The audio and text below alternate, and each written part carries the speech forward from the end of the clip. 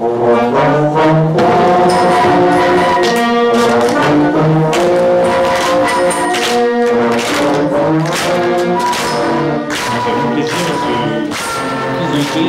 à l'école d'Ingré.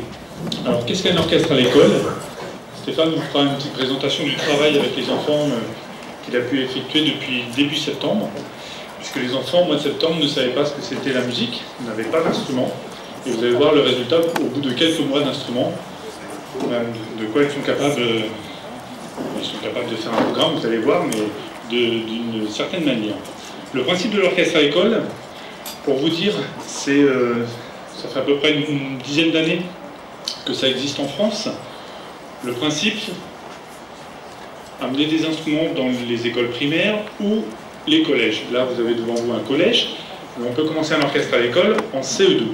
CE2, CM1, CM2, c'est-à-dire pendant 3 ans ou 4 ans au collège, les enfants apprennent la musique. Sachant qu'au départ, ils ne connaissent pas du tout ce que c'est qu'un instrument ou une note de musique. Voilà. Le principe, on joue toujours en collectif. C'est-à-dire qu'il n'y a pas de cours individuels comme dans les écoles de musique. Les professeurs de l'école de musique viennent dans les établissements scolaires donner leur cours chaque semaine, donc 1 heure par instrument, et ensuite 1 heure collective. Mais il n'y a pas du tout de cours individuels comme vous pouvez l'imaginer. Vous avez l'habitude de voir des grands solistes à votre concours de musique chaque année. Peut-être qu'un jour, vous verrez un enfant des orchestres à l'école finir dans votre concours, ce qui serait fabuleux. Il faut savoir que certains lions ont participé à des projets orchestres à l'école et aidé financièrement des projets, notamment à Gardanne. Donc c'est avec plaisir que je laisse la parole à Stéphane, qui va vous présenter donc la classe d'aujourd'hui, la classe d'Ingré, donc qui vient du Loiret. Voilà. Merci à tous et à très bientôt. Bien, bonsoir. Eh bien, donc, je suis très heureux de vous présenter la classe du collège Montabuzard d'Ingré, dans le Loiret. Et alors, pour bien se rendre compte, eh bien, nous allons faire un petit aperçu de ce que peut être un début d'année. Alors, quand les élèves viennent donc à cette option, parce que c'est une option qui est proposée au 6e, eh bien, nous leur faisons essayer tous les instruments. Chaque élève essaye chaque instrument. Ils nous donnent leurs préférences. Et à partir de là, dans la mesure des besoins de l'orchestre, bien évidemment, eh bien, nous constituons un orchestre et le travail commence.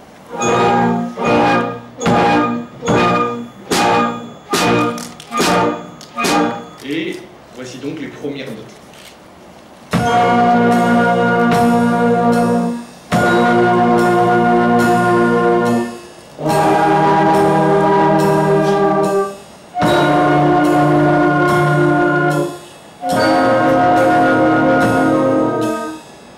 Il ne reste plus qu'à combiner les deux exercices pour voir émerger le tout premier morceau.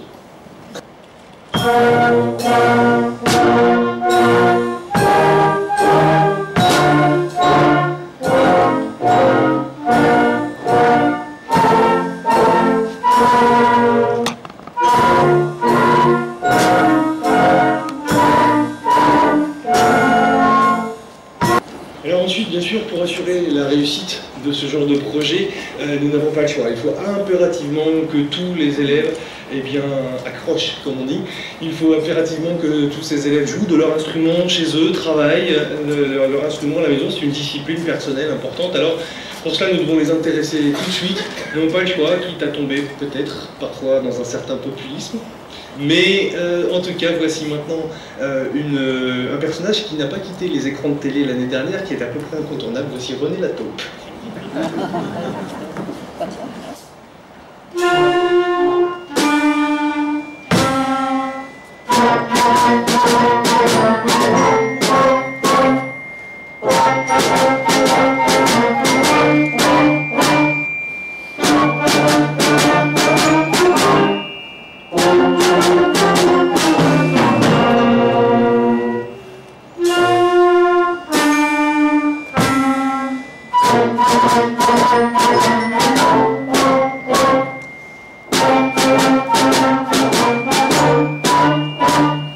Et puis après, bien évidemment, maintenant il va falloir rentrer dans le travail un petit peu plus sérieux. Et avec les morceaux que m'ont demandé les élèves, parce qu'ils ont des goûts très déterminés, eh bien le thème qui s'est un peu imposé de lui-même assez rapidement, ça a été l'Amérique. Donc pour cela, nous avons donc travaillé, comme vous l'a dit M. Cabaret, avec les professeurs de l'école de musique, qui sont venus 1 heure par semaine les faire travailler par pupitre, c'est-à-dire par groupe de 3 ou 4, et puis 1 heure tous ensemble avec moi. Et donc, puisque notre thème c'est l'Amérique, je vous propose donc de commencer à découvrir avec 1492, Christophe Colomb.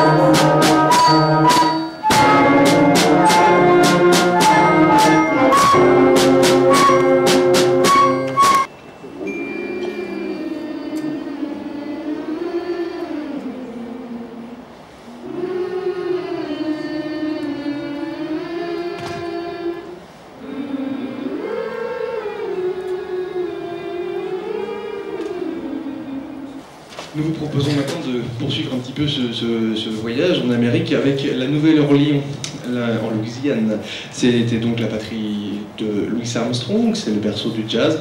Louis Armstrong est d'ailleurs celui qui a enregistré la version la plus célèbre de notre prochain morceau. Voici When the Saints.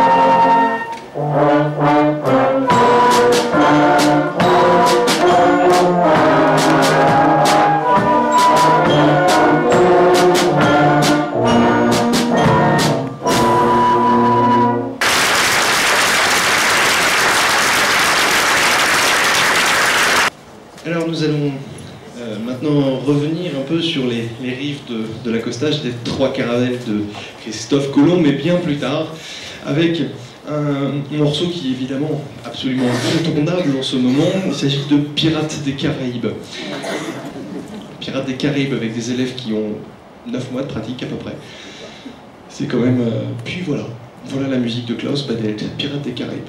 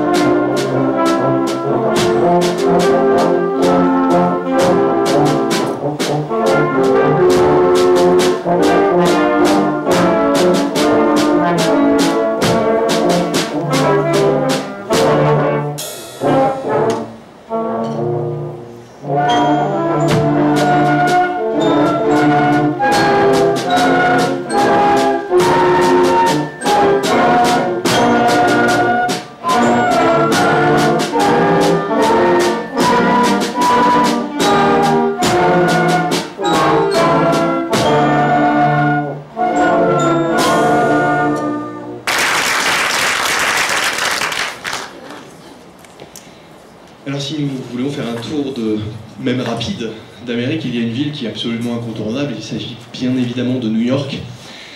Elle a commencé par s'appeler Nouvelle-Angoulême, puis rapidement Nouvelle-Amsterdam, New York. Elle a évidemment beaucoup de surnoms, de Big Apple, la ville debout, la ville qui ne dort jamais. Bref, il y a quand même un surnom qui nous intéresse, nous, particulièrement, c'est Gotham City.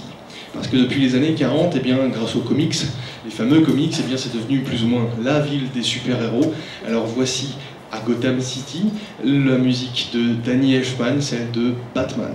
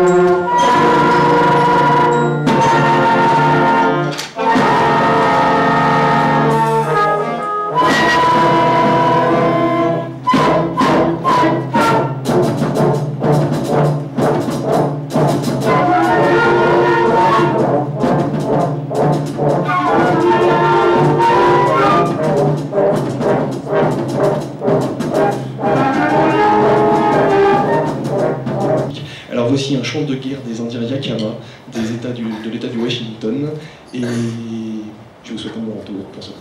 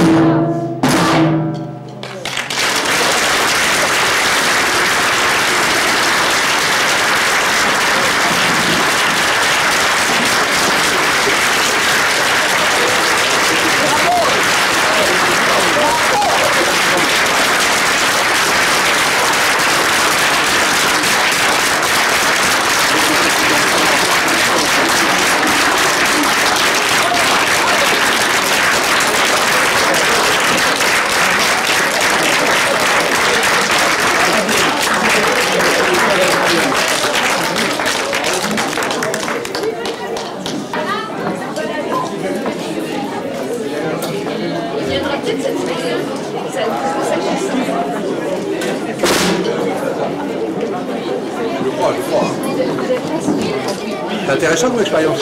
Là, c'est super. Incroyable. Ah ouais.